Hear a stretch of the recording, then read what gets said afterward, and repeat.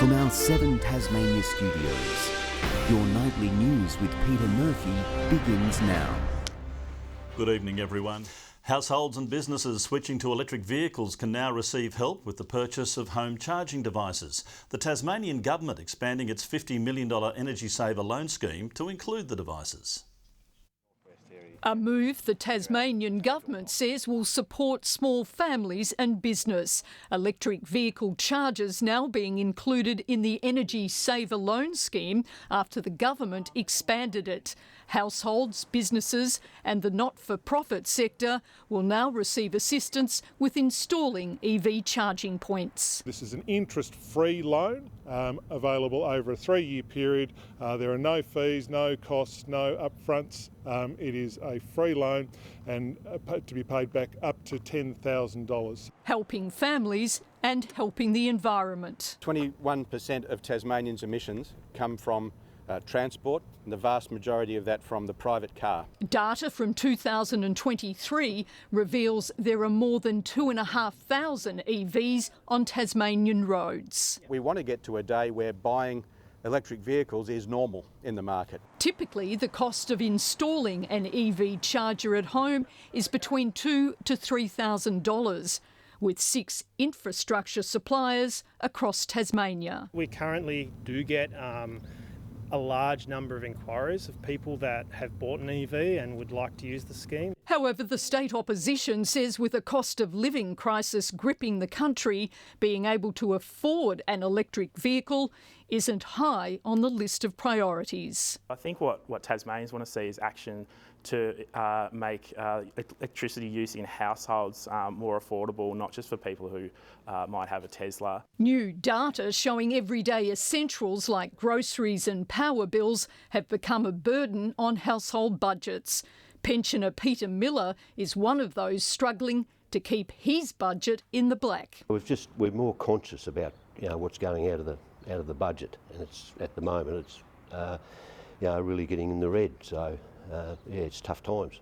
The opposition also seeing red about former Liberal Senator Eric Abetz seeking endorsement for the seat of Franklin. It's really important that Tasmanians know where Jeremy Rockcliffe stands when it comes to Eric Abetz and his candidacy for the Liberal Party. I would welcome Eric putting up his hand, as I would welcome any number of people who would like to seek pre-selection for the Liberal Party. Melinda Ogden, 7 Tasmania News.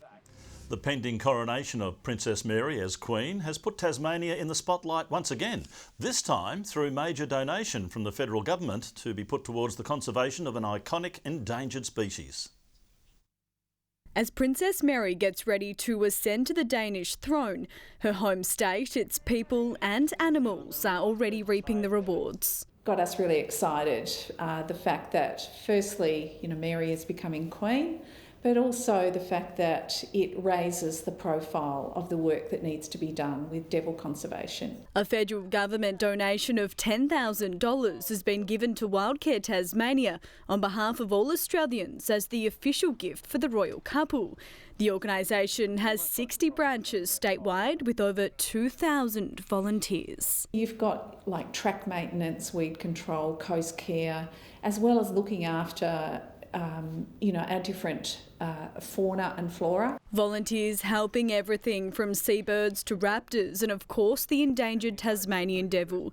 A devil immunology group at Menzies will benefit from the funding as they seek to find a protective vaccine to fight against devil facial tumour disease. We currently have a new candidate vaccine ready to trial in devils, so we're just waiting for the appropriate permits to allow those trials to start. And it's a race against the clock, with the population suffering a drastic decline. Estimated the devil population in 1996 was 53,000 devils, and then in 2020 that number was estimated to be 16,900. So that's a decrease in almost 70%. It's hoped the recent royal spotlight will benefit all Tasmanian residents, even animals, so they can continue to be part of our state for centuries to come. Ruby Cairns, 7 Tasmania News.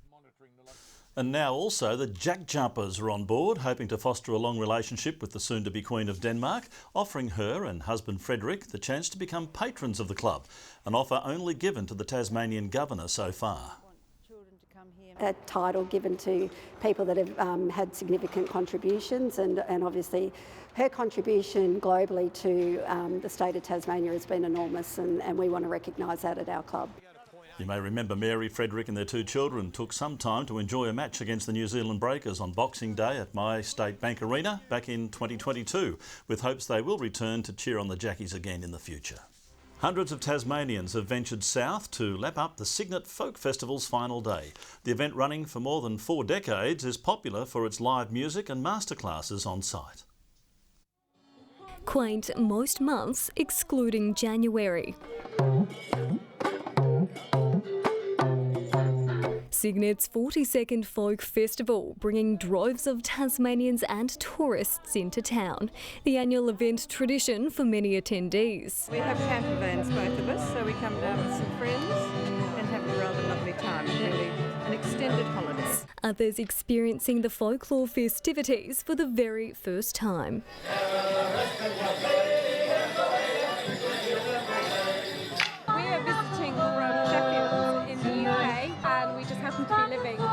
Staying half an hour away, so we heard this festival was on, so we thought we would come and check it out.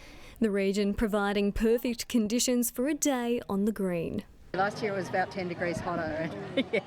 So this is good folk music weather. Of course, it wouldn't be a show without the performers, 100 on ground this weekend to share their musical talents.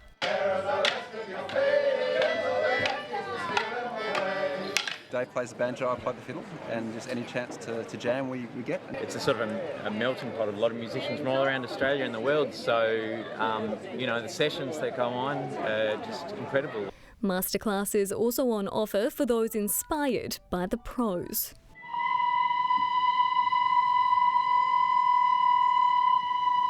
The folklore community growing stronger and louder with every passing year. Brianna Boylan, 7 Tasmania News. In the early hours of tomorrow morning, our time, Tasmanian-born Crown Princess Mary will become Queen of Denmark. A long way from home, it's been a fairy tale journey from Hobart to Copenhagen. Tonight, we take a look back on Mary's path to the throne. Long before she was the next Queen of Denmark, she was Miss Mary Donaldson from Hobart, a Taroona High School girl, a University of Tasmania graduate, thrust into the international spotlight after a chance meeting with her very own Prince Charming during the 2000 Olympics. The girl from Hobart Town is a far cry from the pub in Sydney where she met Prince Frederick. What followed? A fairy tale romance, the Tassie girl quickly capturing the hearts of her soon-to-be home. She's really nice and the people love her in Denmark. Then, with a ring, confirmation she'd become the next Crown Princess.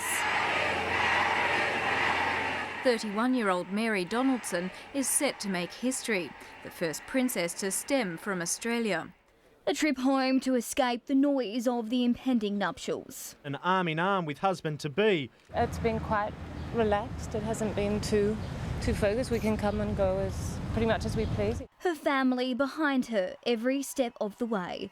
I guess it is a fairy tale case. It's not often that you see your sister marrying a crown prince. And then May 14, 2004, a major moment in Danish and Tasmanian history. Thousands lining the streets to catch a glimpse of the happy couple. A real-life fairy tale unfolded in the Danish capital. Fairy tale nuptials sealed with a kiss. The moment everyone was waiting for.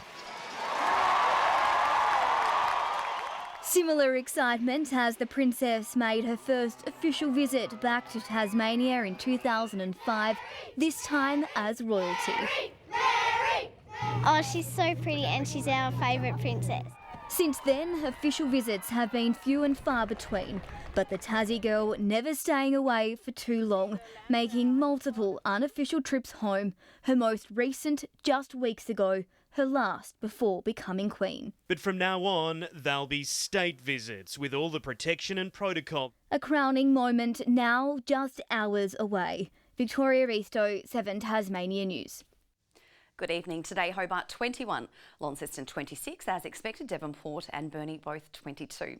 We woke to a partly cloudy morning. It was fine and sunny for much of the state, except for a little cloud about the west and the north.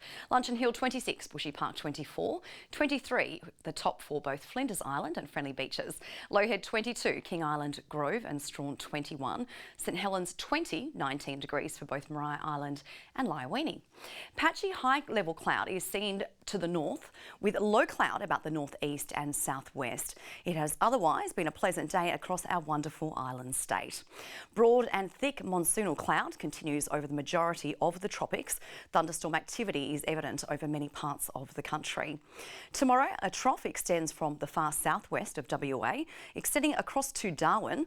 A high will move over Tasmania and extends a ridge towards the New South Wales coast. East to southeasterly winds 10 to 20 knots. Winds will tend east to northeasterly, reaching up to 30 knots about the far northwest. Southwesterly swells increasing to 3.5 metres. A strong wind warning has been issued for coastal waters for the far northwest coast. Tomorrow, cloud clearing in Hobart 23, mostly sunny in Dover also 23. Cloud is also likely to clear in Ouse, they're expecting 27 degrees. Partly cloudy skies in the north, Launceston 26, Devonport and Scottsdale both 22. Similar conditions for the west, partly cloudy in Burnie 20, Strawn 24, windy in Stanley with a maximum of 23. Partly cloudy also in St Helens 21, Swansea 22, Ross 25. Forecast for Tuesday, light showers developing about the north with fine conditions elsewhere. Wednesday, showers, possible thunderstorms and heavy rain forecast for the north, showers extending statewide throughout the day. Thursday, showers and possible thunderstorms are likely to continue. Further north tomorrow, sunny in the city of Churches 34, much the same in Perth 37, heavy falls and thunderstorms in store for Darwin 29, 28 and partly cloudy in Melbourne. Now that's all we have time for tonight. Thanks for joining us. Kim Miller back tomorrow night. See you then. Goodbye.